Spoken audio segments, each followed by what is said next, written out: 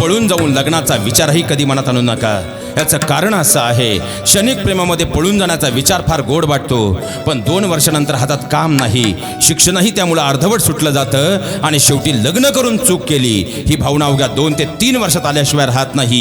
ही सगळ्यात मोठी वास्तवता आहे. तुम्ही लव्ह मॅरेज करा अथवा अरेंज मॅरेज करा, त्याबद्दल मी चुकूनही काही बोलणार नाही, कारण खऱ्या अर्थानं लव्ह मॅरेज किंवा अरेंज मॅरेज हा प्रत्येकाचा वैयक्तिक प्रश्न आहे. ते चांगलं वाईट असं काही नाही. दोन्ही जर व्यवस्थित असतील, लव्ह मॅरेजही चुकीचं नाही आणि दोन्ही व्यवस्थित असतील, अरेंज मॅरेजही चुकीचं नाही. फक्त हात जोडून तुम्हाला विनंती करतो, पहिलं स्वतःला सिद्ध करा आणि त्यानंतरच खऱ्या अर्थानं बोल्यावर चढण्याचा निर्णय घ्या. आयुष्यात मागं फिरून पाहण्याची कधी गरज पडणार नाही.